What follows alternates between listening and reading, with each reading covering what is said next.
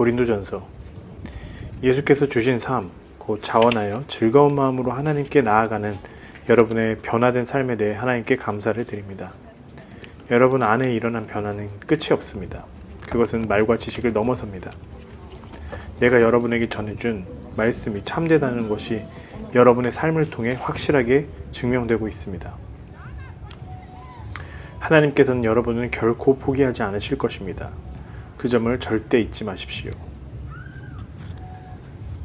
절박한 심정으로 말씀드립니다. 서로 사이좋게 지내십시오. 서로 배려하는 법을 익히고 공동체로 살아가기에 힘쓰십시오. 십자가에 달리신 그리스도를 가리키는 메시지가 멸망하는 사람들에게는 어리석은 것처럼 보이겠지만 구원의 길에 들어선 사람에게는 완벽하게 이해될 것입니다.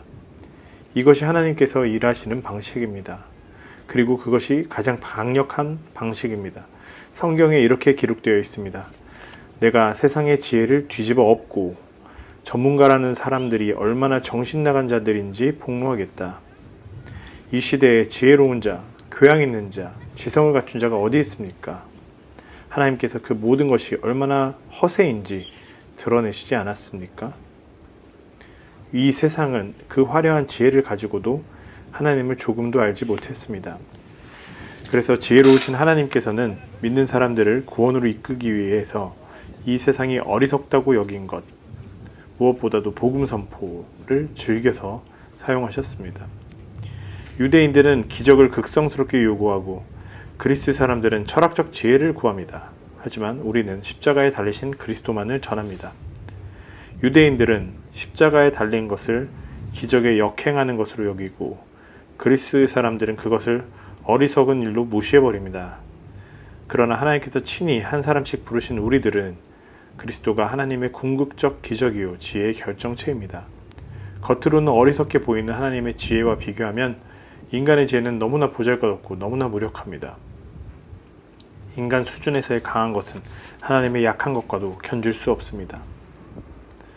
친구 여러분, 여러분이 이 그리스도인의 삶으로 부름받았을 때 여러분의 원래 모습이 어떠했는지 생각해 보십시오. 나는 여러분들 가운데서 가장 영리하고 뛰어난 사람, 영향력을 가진 사람, 상류층 집안 출신을 보지 못했습니다.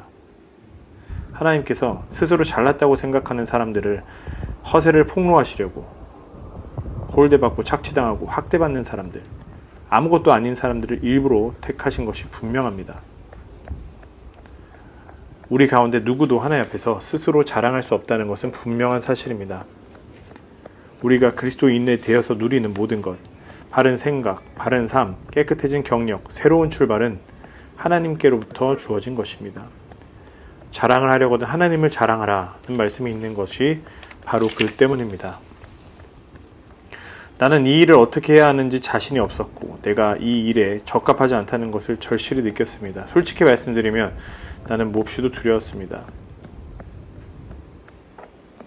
여러분의 믿음의 삶이 나나 누구의 지적이고 감정적인 화려한 말솜씨에서 비롯된 것이 아니라 하나님의 능력에서 비롯된 것임이 분명합니다. 영에 속하지 않은 사람은 본질상 하나님의 영의 선물을 받을 수 없습니다. 그럴 가능성이 없습니다. 그의 눈에는 그러한 영의 선물들이 대단히 어리석은 것처럼 보이기 때문입니다. 영을 알 수 있는 방법은 영밖에 없습니다. 하나님의 영과 우리의 영은 막힘없이 서로 통합니다. 우리는 영적으로 살아있어서 하나님의 영이 하고 계신 모든 일에 다가갈 수 있습니다. 우리는 영에 속하지 않은 사람들의 판단을 받지 않습니다. 여러분 자신을 속이지 마십시오. 이 시대의 최신 유행을 따르는 것이 지혜로운 사람이 되는 방법이라고 생각하지 마십시오. 하나님의 바보가 되십시오. 그것만이 참된 지혜에 이르는 것입니다. 세상이 영리하다고 하는 것을 하나님은 어리석다고 하십니다. 성경에 이렇게 기록되었습니다. 그분은 똑똑한 자들의 얕은 꾀를 폭로하신다. 주님은 모든 것을 안다고 하는 자들의 연막을 꿰뚫어 보신다. 나는 여러분이 자기 자신을 자랑하거나 다른 누군가를 자랑하는 것을 조금도 듣고 싶지 않습니다. 여러분에겐 모든 것이 선물로 주어졌습니다.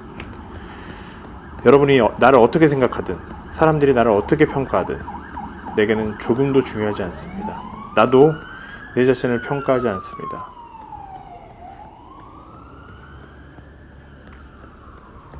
그러니 주님을 앞지르지 말고 모든 증거가 명백히 드러나기 전에는 섣불리 결론을 내리지 마십시오.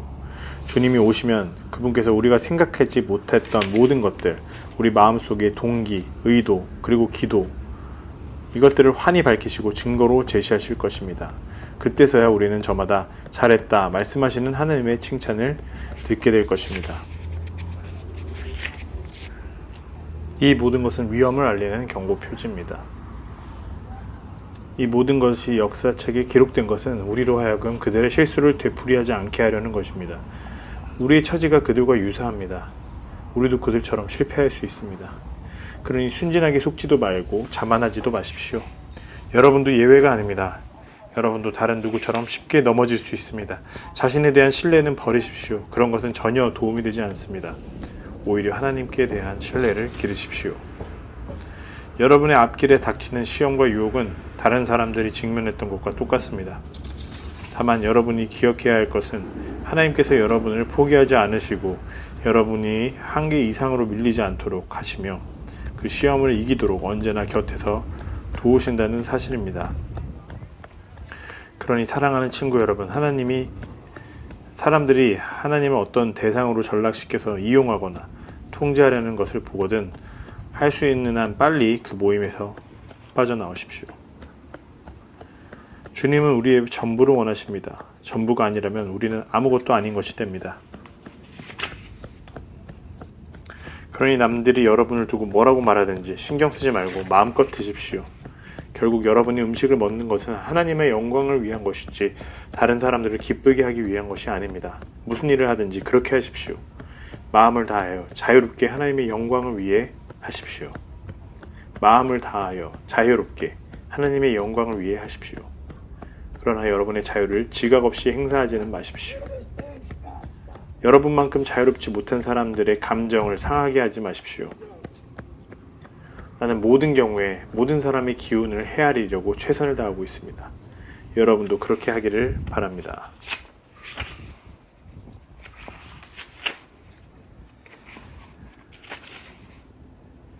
성령께서는 온갖 선물을 온갖 부류의 사람들에게 나눠주십니다. 정말 다양합니다. 지혜로운 권면, 명료한 이해력, 단순한 신뢰, 병자를 고치는 능력, 기적, 선포, 영을 분별하는 능력, 방언 통역, 이 모든 선물의 근원은 같습니다. 하나님의 영이 나눠주시는 것들입니다. 누가 언제 무엇을 받게 될지는 그분께서 정하십니다. 여러분이 아무리 중요한 인물이라고 해도 스스로 잘난 체 해서는 안 됩니다. 여러분이 그 이유도 생각해 보면 좋겠습니다. 여러분이 중요한 것은 여러분이 한 몸의 지체이기 때문입니다. 눈만 엄청나게 크거나 손만 거인처럼 크다면 그것은 몸이 아니라 괴물입니다. 우리 몸은 여러 지체로 이루어진 한 몸입니다. 우리 몸의 각 지체는 알맞은 크기로 알맞은 자리에 있습니다. 어떤 지체도 자기 혼자서 중요하지 않습니다. 눈이 손에게 꺼져버려, 난 네가 필요 없어 라고 말하거나 머리가 발에게 너는 해고야, 네가 할 일은 없어 라고 말하는 것을 상상할 수 있습니까? 우리 몸은 정반대 방식으로 움직입니다. 약한 지체일수록 더 필수적이고 더 요긴합니다. 하나님께서 우리 몸을 설계한 방식이야말로 우리가 교회를 이루어 함께 살아가는 삶을 이해하는 데 적합합니다. 눈에 보이는 지체든 그렇지 않은 지체든 간에 각각의 지체는 저마다 서로를 의지합니다. 한 지체가 아프면 다른 모든 지체도 그 아픔과 치료에 동참합니다. 한 지체가 잘 되면 다른 모든 지체도 풍성함을 누립니다. 여러분은 그리스도의 몸입니다. 그것이 여러분의 참 모습입니다. 여러분은 그것을 잊어서는 안 됩니다. 그런데도 여러분 가운데 몇몇 사람은 서로 중요한 지체가 되겠다고 계속 경쟁하더군요. 나는 이제 여러분에게 훨씬 더 나은 길을 제시하려고 합니다. 그 길은 사랑의 길입니다. 내가 유창한 말을, 천사의 황홀한 말을 해도 사랑하지 않는다면 나는 녹스문에서 나는 삐걱거리는 소리와 같습니다.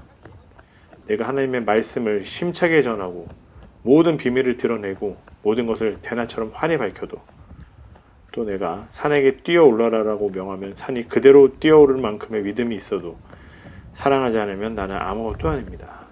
내가 모든 재산을 가난한 사람들에게 나눠주고 순교자처럼 불살라질 각오를 하더라도 사랑하지 않으면 아무 소용이 없습니다. 내가 무엇을 말하고 무엇을 믿고 무엇을 하든지 사랑이 없으면 나는 파산한 사람입니다. 사랑은 절대로 포기하지 않습니다. 사랑은 자기보다 다른 사람에게 더 마음을 씁니다. 사랑은 자기가 갖지 못한 것을 바라지 않습니다. 사랑은 뽐내지 않습니다. 자만하지 않습니다.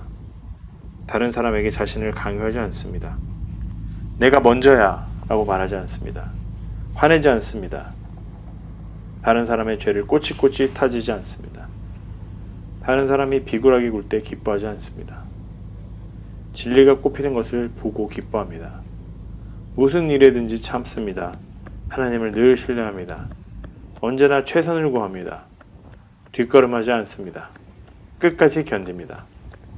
사랑은 절대로 사라지지 않습니다. 제 아무리 영감이 넘치는 말도 언젠가는 사라지고 방언으로 기도하는 것도 그칠 것입니다. 이해력에도 한계가 있습니다. 진리의 한 부분에 대해서만 아는 우리가 하나님에 대해서 말하는 것은 언제나 불완전합니다. 그러나 완전하신 분이 온다면 우리의 불완전한 것들을 없어주실 것입니다. 완전함에 이르기까지 우리는 다음에 3가지를 행함으로 꾸준히 나아가야 합니다. 하나님을 꾸준히 신뢰하십시오. 흔들림 없이 소망하십시오. 끊임없이 아낌없이 사랑하십시오. 이 3가지 가운데 으뜸은 사랑입니다. 여러분의 생명이 사랑에 달려있다는 듯이 온 힘을 다해서 사랑의 삶을 추구하십시오. 하나님께서 여러분에게 주시는 선물을 열심히 구하십시오. 무엇보다도 하나님의 진리를 힘써 선포하십시오. 여러분이 자기만 아는 방언으로 하나님을 찬양하면 하나님은 알아듣지만 다른 사람은 알아듣지 못합니다. 그러나 여러분이 일상의 언어로 하나님의 진리를 선포하면 여러분은 다른 사람들도 참여할 수 있도록 한 것입니다. 그러면 그들도 자라고 튼튼해져서 여러분과 함께 그분의 임재를 경험하게 될 것입니다. 내가 방언으로 기도하면 내 영은 기도하겠지만 내 이성은 할 일 없이 놀 것이고 지성도 그만큼 약화될 것입니다. 그러면 무엇이 해결책이겠습니까? 둘 다 하십시오. 나라면 영적으로 자유롭고 풍성하게 기도하면서 동시에 신중하고 주의 깊게도 기도하겠습니다. 영어로도 찬양하고 지성으로도 찬양하겠습니다. 부활이 없다면 우리는 하나님에 대해서 뻔뻔한 거짓말을 늘어놓은 죄를 범한 셈이 되고 하나님께서 그리스도를 다시 살렸다고 증언한 것도 거짓말이 됩니다. 죽은 자들이 다시 살아나는 일이 없다면 그리스도께서 다시 살아나는 일도 없을 것입니다. 그리고 그리스도께서 다시 살아나지 않으셨다면 우리는 지금도 예전처럼 어둠 속에서 길을 잃고 헤매고 있을 것입니다. 그것은 그리스도와 부활을 신뢰하며 죽은 자들에게는 정말 불행한 일일 것입니다. 우리가 그리스도에게서 얻는 것이 이 땅에서 잠시 사는 동안에 누리는 작은 감동, 이런 것이 전부라면 정말 우리는 가여운 사람들입니다. 그러나 진실은 이렇습니다. 그리스도께서 다시 살아나셔서 장차 무덤을 떠날 수많은 사람들의 유산이 되신 것입니다. 그리스도께서 다시 오시는 때는 장중한 완성의 때일 텐데 그때가 되면 그리스도께서 반대 세력을 무너뜨리시고 그의 나라를 하나님 아버지께 넘겨드릴 것입니다. 그분께서는 마지막 원수가 쓰러질 때까지 멈추지 않으실 것입니다. 그 원수는 바로 죽음입니다. 시편에서 하나님께서 그들 모두를 낮추시고 하나님께서 그들을 모두를 짓밟으셨다고 말했습니다. 하나님께서 마침내 만물과 모든 이들을 다스리실 때 그 아들도 모든 이들의 자리로 내려가 그들과 함께 서서 하나님의 통치가 미치지 않는 곳이 없음을 증명해 보이실 것입니다. 완벽한 결말입니다. 내가 이토록 위험한 일에 목숨을 거는 이유가 무엇이겠습니까? 나는 살면서 하루도 빠짐없이 죽음과 직면합니다. 여러분은 내가 부활하신 메시아 예수께서 보증해 주신 나의 부활에 대한 확신도 없이 이 일을 하고 있다고 생각합니까? 내가 에베소에서 사나운 짐승들과 싸울 때 그것이 단지 영웅처럼 행동하려고 한 것에 불과하다고 생각합니까? 결코 그렇지 않습니다. 내가 사는 방식을 뒷받침하는 것은 부활, 언제나 부활입니다. 부활이 없다면 우리는 내일이면 죽을 테니 먹고 마시자 할 것입니다. 그것이 전부입니다. 그것이 전부일 것입니다. 그러나 속지 마십시오. 부활을 반대하는 잡담에 물들지 마십시오. 나쁜 친구가 좋은 행실을 망칩니다. 똑바로 생각하십시오. 깨어나서 거룩한 삶을 사십시오. 더 이상 부활의 사실에 대해서 오락가락하지 마십시오. 지금 같은 시대에 하나님을 알지 못하는 것은 여러분이 부릴 사치가 아닙니다. 이러한 일을 이처럼 오래 방치하다니 여러분은 창피하지도 않습니까? 우리는 이와 유사한 것을 정원에서 찾아볼 수 있습니다. 죽은 것 같은 씨를 심었는데 이내 식물이 무성하게 자랍니다. 눈으로 볼 때 씨앗과 식물은 비슷한 점이 하나도 없습니다. 여러분은 토마토 씨를 보고 토마토가 어떻게 생기는지 헤아릴 수 있습니까? 우리가 흙 속에 심은 것과 거기서 움튼 것은 똑같아 보이지 않습니다. 우리가 땅에 묻는 죽은 몸과 그 몸에서 비롯되는 부활한 몸도 전혀 다른 모습일 것입니다. 몸의 종류가 놀랄 만큼 다양하다는 것도 있습니다. 씨앗의 종류가 여러 가지듯이 몸의 종류도 여러 가지입니다. 사람의 몸, 동물의 몸, 새의 몸, 물고기의 몸, 저마다 독특한 형태의 몸을 가지고 있습니다. 땅에 있는 다양한 몸뿐만 아니라 하늘에 있는 해와 달, 별, 다양한 천체들도 그 아름다움과 밝기가 각각 다릅니다. 그것을 보는 것만으로도 부활의 영광이 얼마나 다양한지를 어렴풋하게나마 알 수 있습니다. 우리는 부활 이전의 씨를 보고 있을 따름입니다. 그러니 부활이라는 식물의 모습이 어떤 모습일지 누가 상상이나 할 수 있겠습니까? 죽은 것 같은 씨를 심었는데 살아있는 식물을 거둡니다. 부활한 몸의 비밀도 이와 같을 것입니다. 다만 다시 일어나면 영원히 살아서 영원히 살게 된다는 것을 마음에 새겨야 합니다.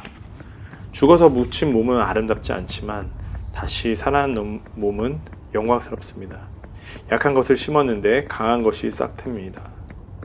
뿌린 씨는 자연의 것인데 거기서 자란 것은 자연 너머의 것입니다. 씨도 같은 씨고 몸도 같은 몸이지만 그것이 육체로 죽어 묻힐 때와 영원한 영의 생명으로 다시 살아날 때의 차이는 실로 엄청납니다. 친구 여러분, 내가 강조하고 싶은 것은 이것입니다. 땅에 속한 우리의 삶은 그 본성상 우리를 하나님의 나라로 인도해 주지 못합니다. 그 삶의 자연스러운 본성은 죽음입니다. 그러니 그 삶이 어떻게 자연스럽게 생명 나라에 들어갈 수 있겠습니까? 나도 다 이해하지 못하는 이 놀라운 비밀을 알려드리겠습니다. 우리는 모두 죽지 않고 변화될 것입니다. 여러분이 모든 소리를 잠재울 나팔 소리를 듣고 위를 쳐다보며 눈을 깜빡하는 순간 그 일은 끝날 것입니다. 나팔 신호가 하늘로부터 울리면 죽은 자들이 무덤에서 박차고 일어나서 죽음의 힘이 미치지 못하는 곳, 다시는 죽을 일이 없을 그곳에 이르게 될 것입니다. 그와 동시에 우리도 똑같은 방식으로 모두 변화할 것입니다. 부활 계획표에는 다음과 같은 일들이 일어나도록 되어 있습니다. 모든 썩을 것이 썩지 않을 것으로 바뀌고 죽을 수밖에 없는 것들이 죽지 않을 것으로 바뀔 것입니다. 그때가 되면 다음의 말씀이 이루어질 것입니다. 생명이 죽음을 삼키고 승리를 거두었다. 오 죽음아, 누가 최종 결정권을 쥐었느냐? 오 죽음아, 이제 누가 너를 두려워하겠느냐? 죄가 죽음을 두려운 존재로 만들었고 율법의 죄책이 죄에게 권세와 파괴력을 주었습니다. 그러나 생명이신 분의 단 한 번의 승리로 이 세 가지, 죄와 죄책감과 죽음, 이 모든 것이 사라지게 되었습니다. 이 모두가 예수 그리스도의 선물입니다. 그러니 하나님께 감사를 드리십시오. 사랑하는 친구 여러분, 우리를 위해 이루어진 이 모든 일을 기억하고 굳게 서서 힘들이지 마십시오. 주저하지 마십시오. 여러분이 주님을 위해 하는 일이 시간 낭비나 헛수고가 아님을 확신하여 주님의 일에 매진하십시오. 깨어 있으십시오. 여러분의 믿음을 굳게 붙잡으십시오. 전력을 다하십시오. 확고해지십시오. 쉬지 말고 사랑하십시오. 이곳에 있는 모든 벗들이 안부를 전합니다.